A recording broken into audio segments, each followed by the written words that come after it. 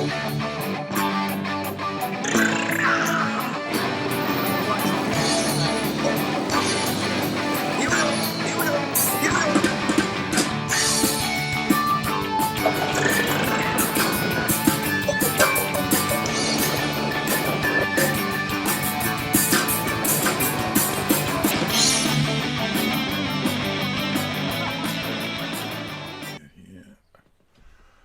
right. Hello, everybody, and welcome back to On the Roof. Today's guest is somebody I've been really anxious to get on here. Giri Bek. She's a yoga teacher in recovery and has one of the most interesting approaches to yoga and recovery and life and life itself, I guess, right?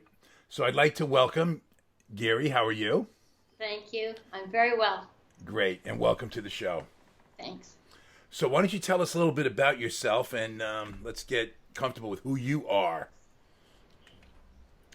Well, I've been in recovery for 25 years, practicing an abstinence-based program. I started off strictly with 12 steps, and the place that I was living at the time was very rural, so I didn't have a lot of choices in my area. Had to travel quite a bit to get to meetings, and was somehow able to stay clean through those early days, and did a lot of service in those early days. And we spoke the other day about service and how important it is. And for me, I feel like it was crucial to me staying clean in the early days. And perhaps, I was reflecting on it a little bit. Perhaps it was even a little bit about my codependency at that time, because I didn't want to let people down. And so sometimes that could come in handy, in the early days a little bit. I was very steeped in the idea of service when I found yoga about 5 years later, and the organization that I got hooked up with is run with volunteers. So I immediately fell right into place with the yoga organization doing volunteer work for them, because I'd learned some really good lessons in the 12-step program about being of service with pure motives. And in yoga, we follow a tenet that is that selfless service is about not expecting any fruits. That's how we say it in yoga. Right. So it's the same. I was already trained so well in Narcotics Anonymous, so I just effortlessly fell into place, and I've been doing a lot of service work ever since. Recovery, it's so fascinating. I mean, what a life, and to think that everyone in recovery is. We don't get here unless we bottom out in some way. Looking at you, and you look like the picture of health, it's hard. Well, 25 years, I'm sure it brings a lot to the table as far as, who you are today and how you look today. But what was it like for somebody like you to bottom out? Like, what brought you to the point of having to make that change? There was a point in time when I couldn't use enough to get any relief and not overdose. So that's a point in time when... That's a tough place to be. What's a poor addict to do in this situation? A poor addict, oh. So luckily I was living with someone at the time who said to me, he looked me straight in the eye and said, "You don't have to live like this," and that was really news to me, because I had really come to accept that this is kind of the way it was going to go. And then, even though I didn't feel like I wanted to die, I was definitely headed towards that, and I had developed some acceptance around, okay, well, this is just the way it's going to go, and then at some point, and it was going to be very soon, that I was going to die. And so that concept of I don't have to live like this was really foreign to me. And I was ready in that moment in time to really accept that and take it in and really run with it. I That's another interesting point too, because I remember being out there myself, and even my first couple of times in treatment,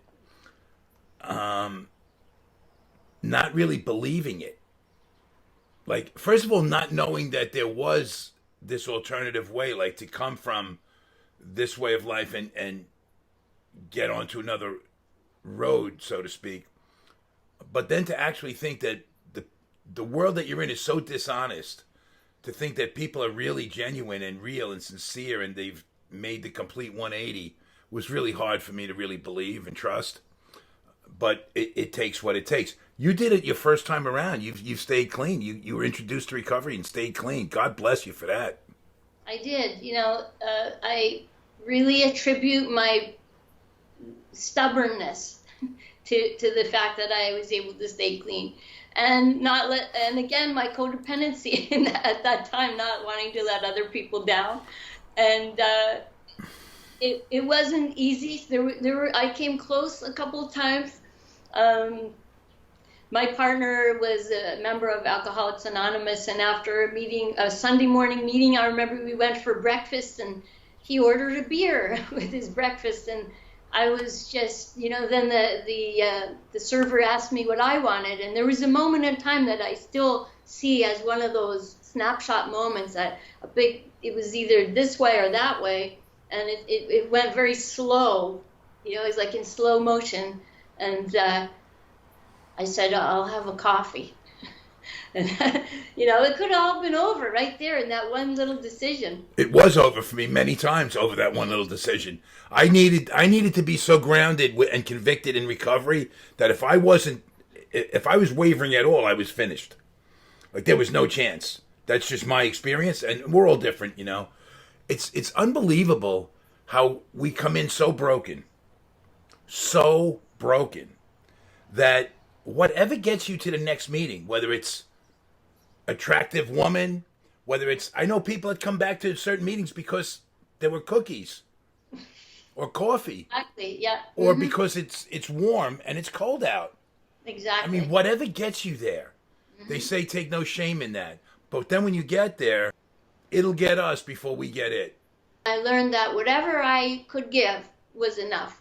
And I had always felt like I wasn't enough. And I grew up in a family that had a lot of dysfunction, a lot of addiction, a lot of sexual abuse in my extended family. And I really felt like I was not enough my whole childhood and even into early adulthood. I didn't get clean till I was 30 years old. So I spent my 30th birthday in the detox. Being raised Catholic, and we're taught to believe and have faith in what we can't actually, it's not tangible. We don't see it. That's why it's called faith.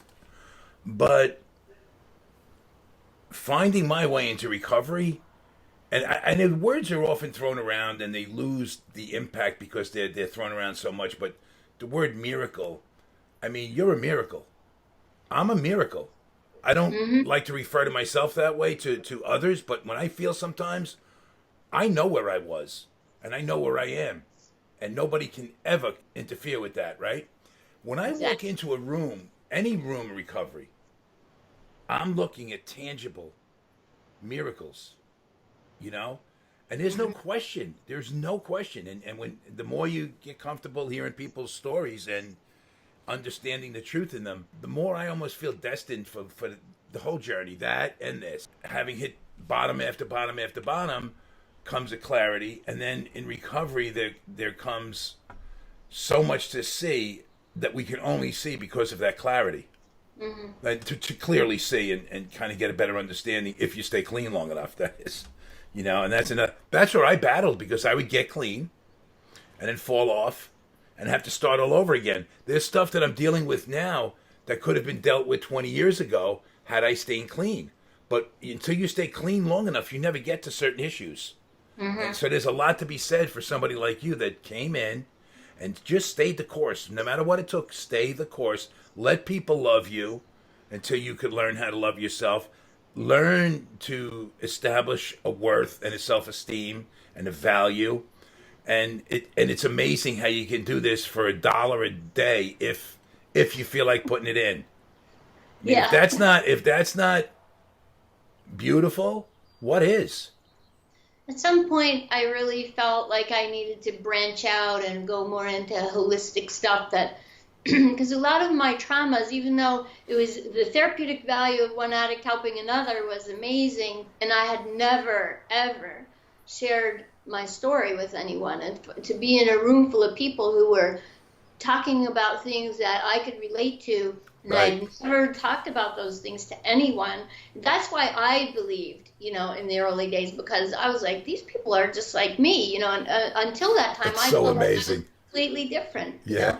I felt completely alienated, and I felt like the rest of the world knew something about how to live, and somehow I had been missed that day of school, whatever.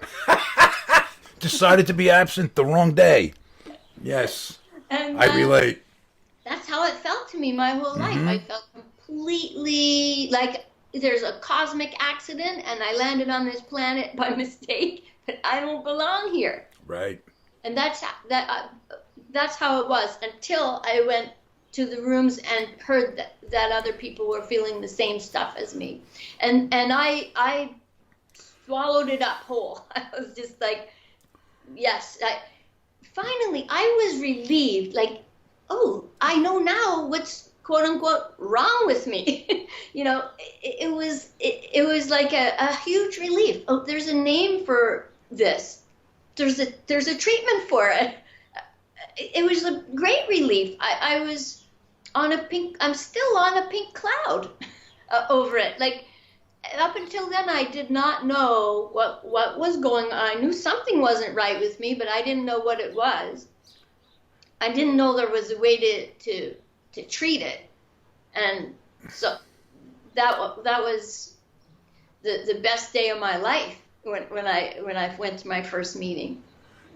Also too, your first time around, I think that when these thoughts that you just expressed, when they start to kind of get in there and grab you a little bit, you realize like how great it is for something I could never understand and I felt so alone and isolated in, to think all of this time, because still in your own mind, it's all just such a colossal waste on a certain level. And then you come into this world and you think, you mean this hasn't all been in vain? I actually get a purpose out of this? Mm-hmm. I mean, and what a purpose too, that you can reach somebody else and give them the same feeling of hope that somebody gave you for free. Yeah. It's amazing. It still boggles me. And yoga is, the loose translate. Yoga, Sanskrit doesn't translate to English perfectly, but a loose translation is union or unity, Yes. And so that's not just me, myself, connecting to body, mind, spirit, but my individual consciousness in connection with the universal consciousness. So if addiction is a condition of disconnection or feeling separate, alone, better than, less than, different, then yoga is one of those remedies for me today. That because when I am in yoga, and I try not to say do yoga because it's really a state of mind as well. It's much more than what people think this Absolutely. physical aspect. Thank you for saying that. So when I am in yoga, I feel a part of, I feel this oneness. I feel completely connected to you, regardless of your story, regardless of where you came from. I feel like we're in the human condition, and even those quote unquote regular people have their stuff, and not that I've really met a lot of them over the years. I've in yoga we say everyone has addiction, but some of us just had to take it. We're extreme people, right? We take it to the limit, and that's how I take my recovery too. So I'm not I'm not ashamed of being that extreme person. I've always done everything with gusto. Just went for it, whatever it was.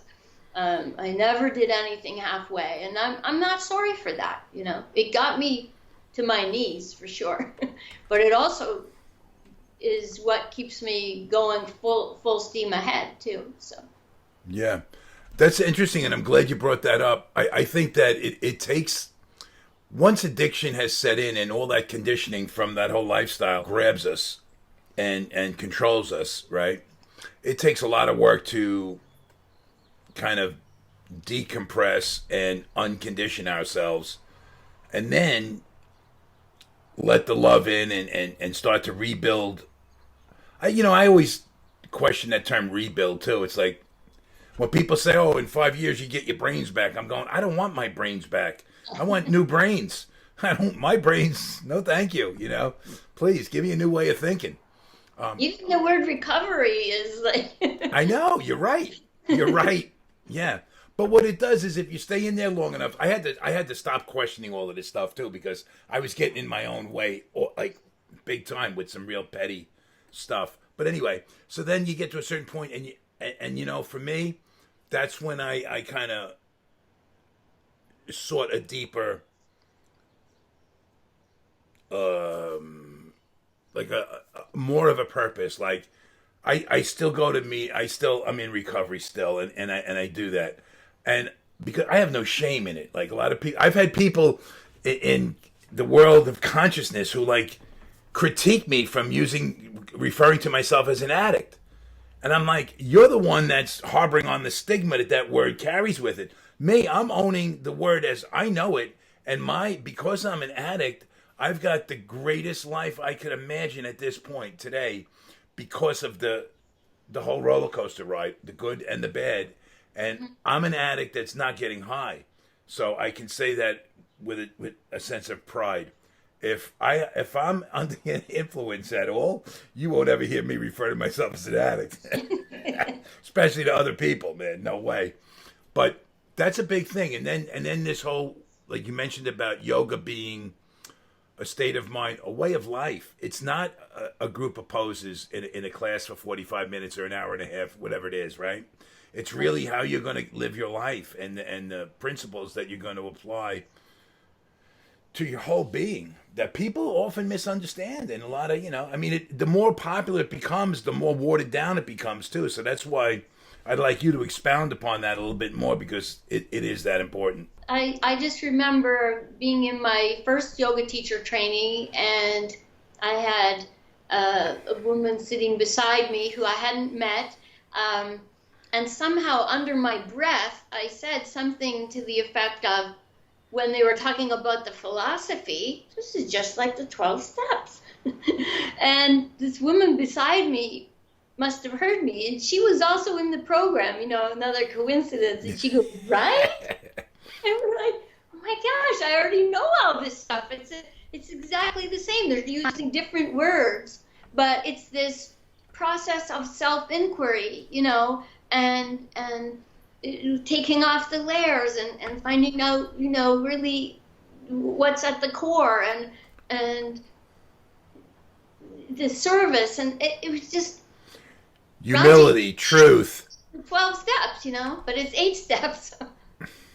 Yeah, it's true. But listen, that's what we do. When we do that work in recovery, we get down to who we really are and we own it all.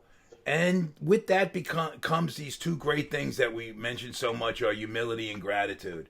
And what are those 8 poses and what is this whole thing in yoga teaching us anyway? I mean, what is that all about? It's exactly the same. Yeah, it's exactly the same. One step in those 8 steps has anything to do with the poses. Right. 1 out of 8. Right. So the other 7 are how do I live my life? Right. The first 2 are just like the steps and traditions. First of all, how do I live with myself? And then how do I live with everyone else? And we learn those things first before we get to number 3, which is when we learn about the poses. But technically, and this isn't the way it really happens in reality, but technically, we're not supposed to go to the poses until we've figured out those other things. But of course, in America, in the West, people go straight for the poses and oftentimes don't even go beyond that, to the breathing, to the meditation, to the self-introspection, to the cutting off the senses. I mean, in this day and age, we're so distracted by the senses. And in yoga recovery, we say misuse of the senses, and then we say, come back to your senses, right? And then in yoga, we actually withdraw the senses at some point.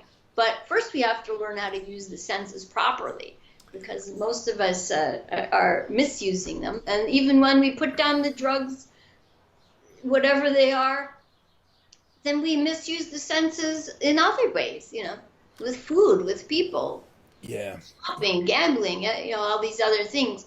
So we learn that food and people are the primary addictions. So we can't even address them until we put down everything else. And then we get to that. Oh, okay, now I get to the real core of it. Because these are things that I have to have in my life. I can't have abstinence from people and food, right? So how do I develop a healthy relationship with those things? Because they have to be in my life. I'm in a human body. I'm a social being. I need to develop relationships. So how do I do that? Well, you know what? That's where I think that yoga actually takes us to another level, because recovery, although it does do all of that, it's really based on being, we come in, they say we come in for our drinking and we stay for our thinking. But most people come in for their drinking.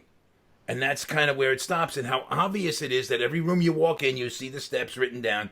I believe me, I do a service thing, and guys that are coming in and repeating treatment, into their adult years. And that's why I'm there, because that's who I've been. So I so identify with that. But here it is, the obvious answer. It's in every room staring at you. And yet you think somehow you can do this without doing that. Like, I can get what you have without doing what you did. Like, I don't know. Again, it's hard for me to really understand what the hell I was thinking. That I didn't, I could somehow shortcut through this. And what happens is you can stay abstinent for a while without really recovering, but just be abstinent. And for me, often that was enough. Like, that's how I undersold myself. Right. Because without doing that other work, the desire for that much more wasn't there, because I never really thought I was capable, maybe. A lot of it's subconscious that you don't realize until you open up. And Yes. that's what consciousness and this whole journey brings us, I've been teaching in rehabs for about 20 years now. And for the last 13, doing a modality called transformational breath, which brings people into a trance-like state. And we get to the root.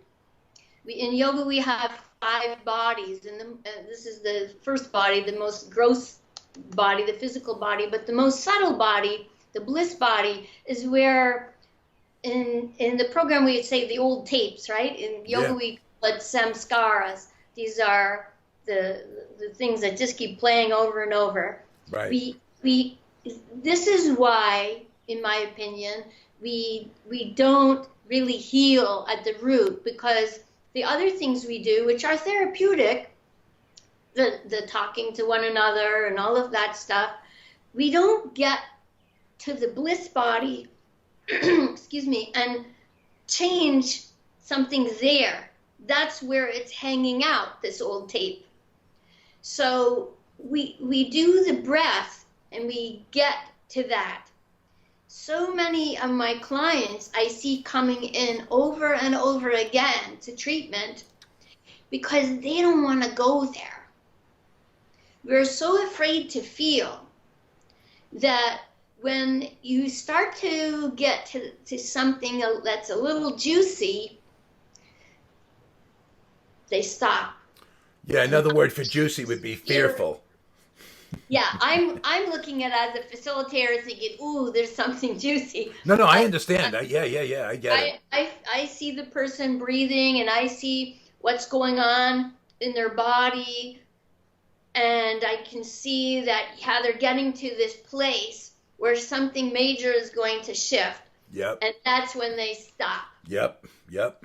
And I'm just heartbroken in that moment. Although I have to have trust and faith in a process and that everyone has their own process. But I know as the facilitator that if we could just push through it, if you could just gather the courage in that moment to push through it, then you would come out the other side. Maybe I wouldn't have to see you back in this treatment center again, you know?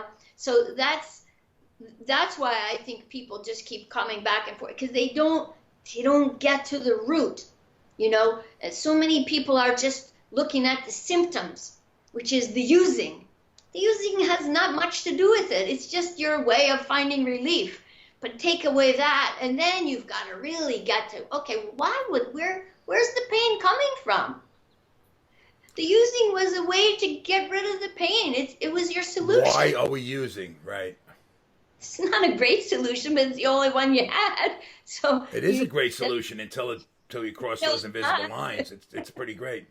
Wow, you know, as you're saying that, I got to be honest with you. Maybe this is the ADD or whatever, but I got one of those tapes rolling as you were saying that, and like I got like face after face after face. You know how many people really took time with me and patience with me and believed in me, and I just wasn't ready. I was incapable of going, like, because I would hit that wall that you're talking about right there. You would see he can do this, and I would just shut down and move on. And I would know that there was some kind of connection, that there was, you know, the reason that person was there. And yet, you know, well, maybe I had to learn that you could feel something, but not really identify it for what it was. Now I can see clearly, very clearly. But when you're not ready, you're not ready. And it's just unfortunate. And sometimes you have to be literally beaten into submission where the desperation becomes that apparent. You know, and then the journey can begin, and then it, you know, it is a lot of time wasted in a sense, you know, that it is wasted time no matter how you look at it, and you try to go, don't use that language, the terminology, it's so negative. Well, you know, whatever. You know what it is? It's because of the conditioning is so deeply ingrained that, you know, these walls come up as soon as a sense of somebody getting in. You know, even people I really knew and trusted, it was just like, I don't know, man. What that was. It's deeper than, you know. But it really takes the recovery and really getting into the recovery and really being honest, owning so much of the truth and stop denying it, and then the layers start to unfold. And you know, for me, it's been a gradual process over that time. So, you know, but. It's funny how you were just saying that, playing the old tapes, and then when you told that last story, I was just like, I could see these faces and these visions of therapists, counselors, mentors, and, you know, and you lose connection with the people because I quit, you know, and it happens. It's all good. It's just that's what just happened. As you were saying that, it was just like, wow, it's kind of profound. And there's something called karma too that we maybe don't understand. Like, why did that happen? But then when you look back, it all makes sense. You know, if you're paying attention. You know, some people, and I believe this too. Some people, it's not that important. You don't need all the answers. Some people do. Some people need to, you know, keep the investigation going, and other people just want to get on. You know, so whatever. You know, wherever you're at. And, like, yeah, maybe that's each person's karma. But getting into the actual poses of yoga, right? The actual practice on the mat. What have your benefits been personally from that? Yeah. So when I first started yoga, as I said before, I probably had about 5 years clean already, but I hadn't really done anything for the physical body. I hadn't basically got off my couch for the 10 years before I got clean. And then even the first 5 years, I was still smoking 2 packs a day of cigarettes. I was trying desperately to stop. and I had a lot of injuries from an old car crash that I was in. I sustained a traumatic brain injury. That's another thing that I had to deal with, and that caused me a lot of. And on top of the physical, you're dealing with a lot of emotional wounding from your growing up as well. So there's a lot going on there. Sure, yeah. So I had broken some bones in my back. My knees were crushed. So that's actually when I was introduced to opiates in my active addiction. Like that took me to a whole other place. But so when I got clean, I hadn't moved really this body for 15 years, and had a backache every day. And when I got into yoga, as per usual, I didn't start off slowly and get gradually into it. I signed up for a 200-hour yoga teacher training course that was very intensive. You never took yoga before? No. You're just going to start teaching? Yeah. That's like going straight into college without any grade school or high school. This is the way I've done things. Something felt right. Good thing you're not an addict. I just jump into it. So but honestly, I let me go back to that. That sounds fucking crazy. Just let me say that. That really, like, the more I think about that, that sounds crazier as I think about it. Like, you might be the only one that's ever done that. I don't know anyone who's done a lot of things that and to go in there with the body that I had, which was like so completely out of shape. I mean, at least some people might not have had a lot of yoga experience, but they had been doing something with their body, Right. So you've been through cigarettes and opiates. I finally put down the cigarettes. And I look back on that and think, why couldn't I put down the cigarettes? Well, my mom was dying for 10 years with breast cancer.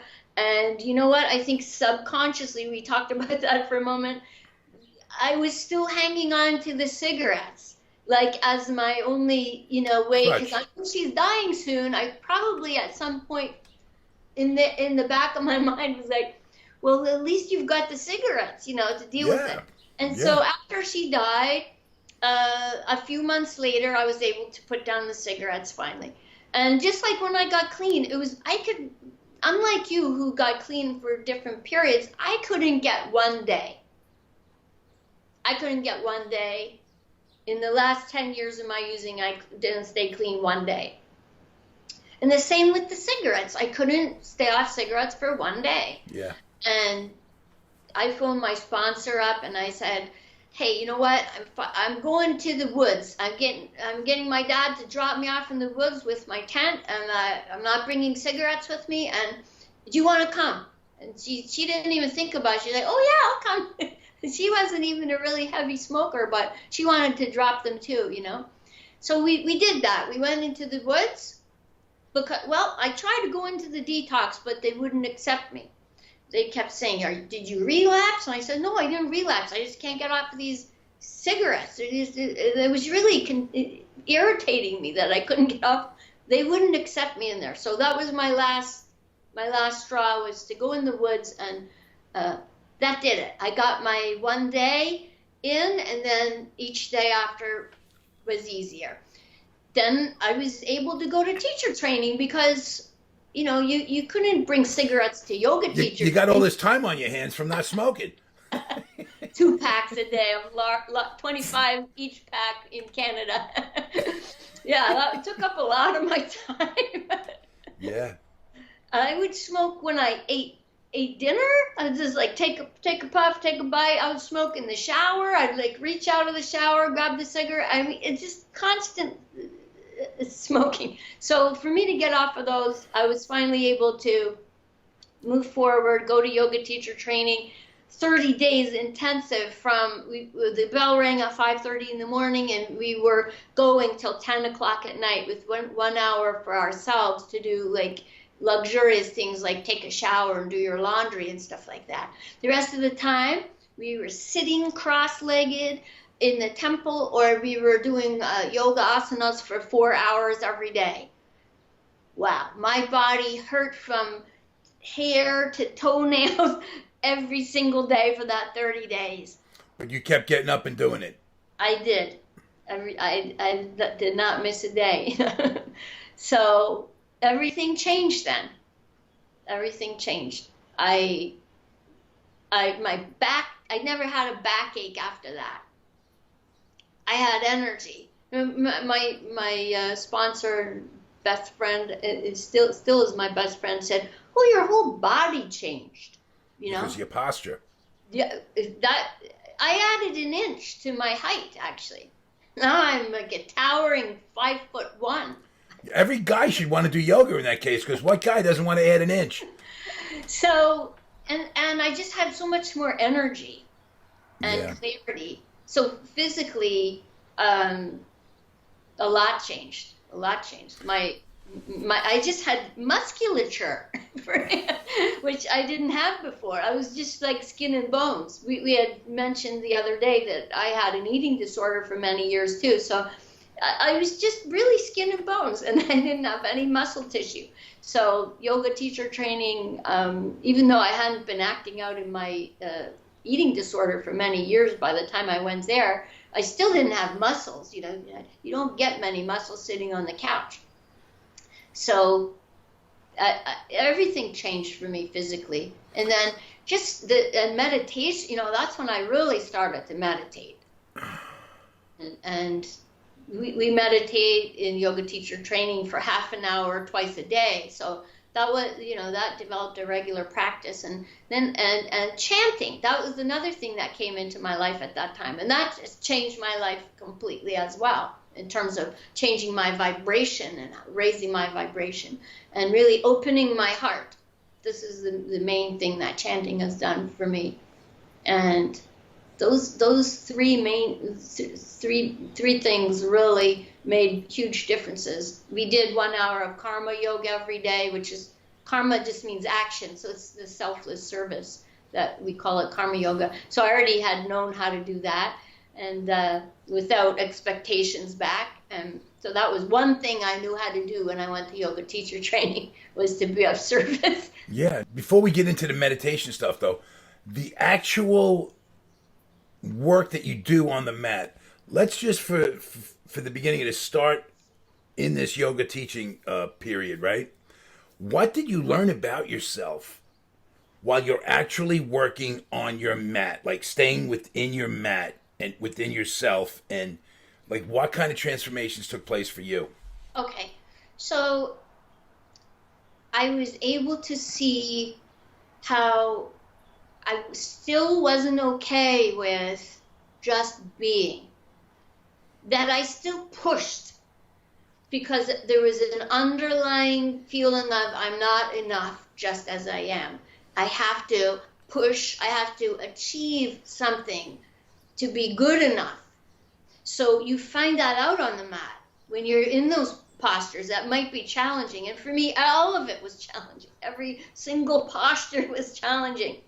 So you're supposed to learn how to relax in the posture. Right. And all my old tapes are playing, try harder, push harder. And, you know, the whole masculine. But isn't it that balance that you're trying to find without even realizing? Is it when to push and when to chill? What I learned about was really the difference between complacency and contentment. One of the main principles that we practice in yoga is contentment. And of course, I had learned... That's interesting. Somewhat about contentment from the program, but I really learned about it on the yoga mat. Because let's say, for instance, forward bending, which are postures of surrender. And I'm reminded of this almost every day that I teach yoga in a treatment center, because there are people that really mirror how I was when I hit the mat. Yeah, yeah, yeah.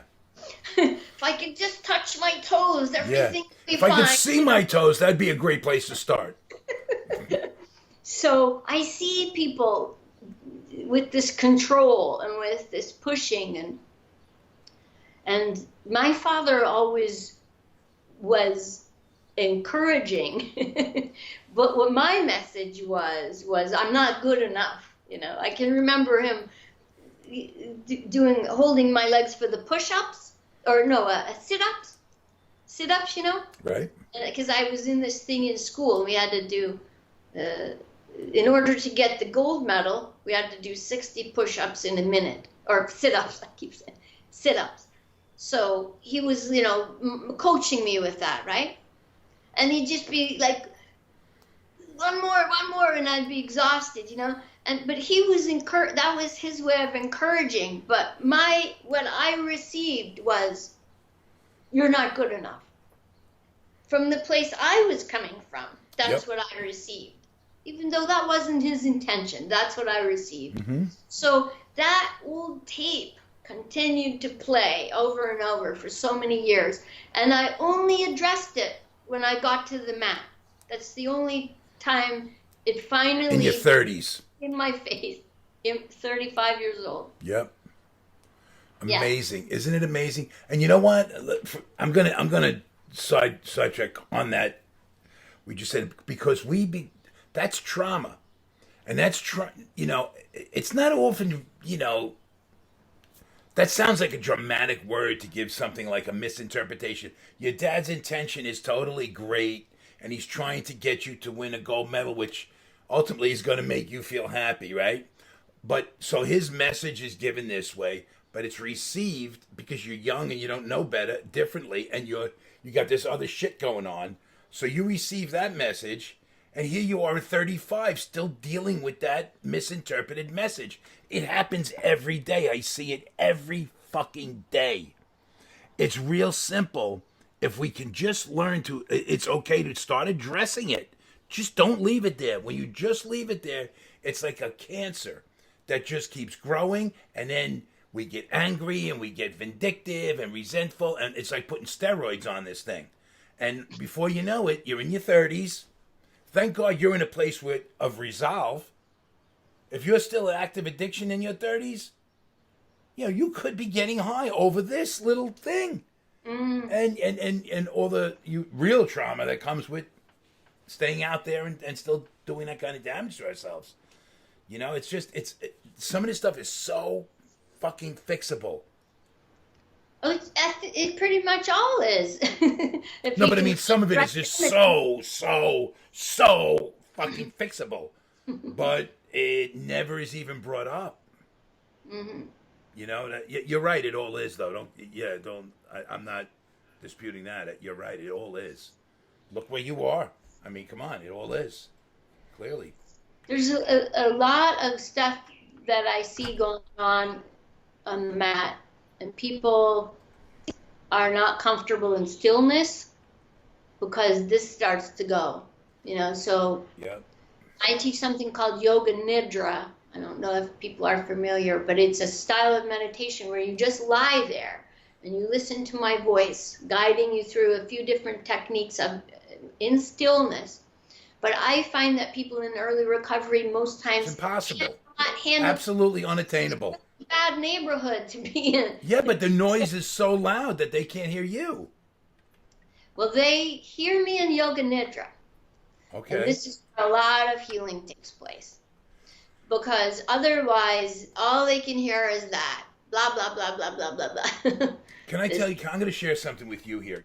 Maybe 18 months ago was the first time I ever really can honestly say that I meditated according to some kind of definition I have of what meditation is. Like, I can think now that maybe when I would just go off somewhere and just like maybe even nap, that might have been like meditative for me in those moments.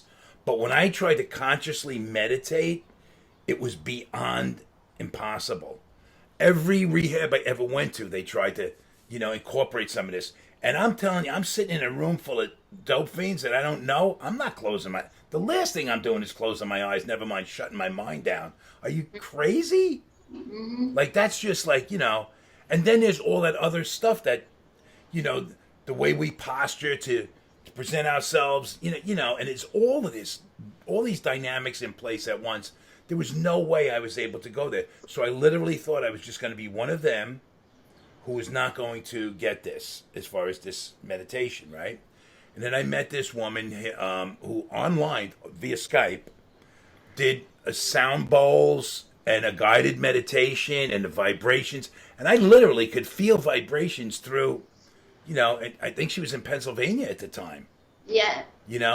And I literally like woke up out of a funk, like out of like I sailed away. And I was so excited. I was so excited. I can't begin. Like, I had therapy that day, later in the day, and I could not wait to get to my therapist and tell her I did this. I finally did, because she was going to be happier than me.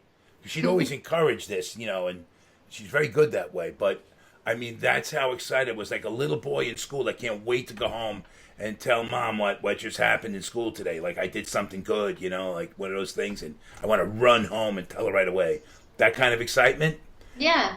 And I was 57, and that's what it takes. What it takes, man. But it is still a good place to be eventually. I mean, to at least finally have got, and not that I can go back there whenever I want, because I'm still not able to go back there when I want, but I can really relax into a guided meditation, and I've since got some real good guided meditations that can, help me, just to chill and just, because I was incapable.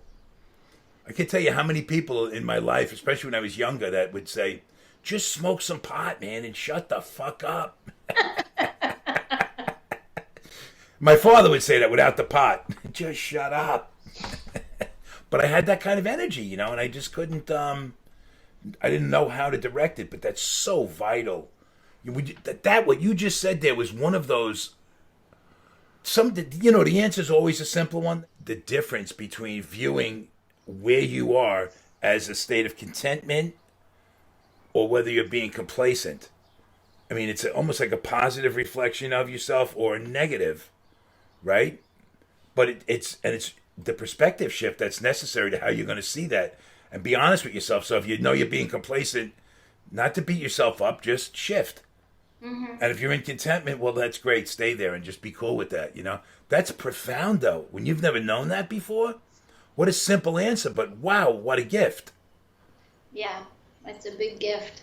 I had somebody share with me a simple thing, and I share it all the time because it's just been one of those profound things. People that judge don't matter. People that matter don't judge. And I had to shift over something like that because I never realized the effect that judgment had on me. Like feeling the paranoia of being judged all the time, and then knowing that I'm always judging everybody all the time. And when that shift was cleared for me, everything opened up. Everything opened up. It was all different. How profound. Mm-hmm. So when you're on the mat, how do you push yourself to hold a pose longer and to stay in that state of relaxation when you're really straining? Like, Well, I'm not going to use the word straining. Okay, I know. As soon as I said it, I went, oops, I know. What's the right word then? Yeah. So it's just like a comfortable edge. I knew you were going to get me there. Comfortable edge, So I just even do a simple thing with the students. I'm just like, bring your arms out and do some little circles, right? And this is easy, but after about 5 minutes, it's not. Oh yeah. So watch your mind. The first thing we have to learn in yoga is I am not the mind. Okay. We learn I am not the body. I'm not the mind. I'm not the ever-changing thoughts and emotions. I am the observer of all of that, right? So what is your mind saying when you're doing this after, for some people, maybe 2 minutes even?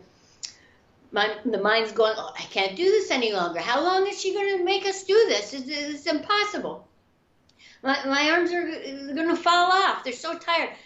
And you learn in yoga to stay, not through pain, because and we want to know the difference between pain and sensation too, you know.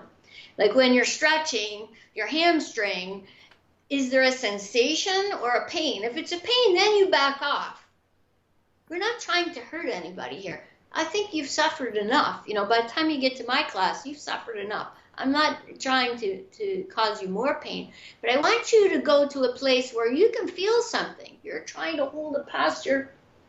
You can feel maybe a little bit of muscles burning a little bit, maybe some shaking. Your mind's telling you you can't hold it anymore. What happens if you just take one more breath? That's how you stay, with the breath.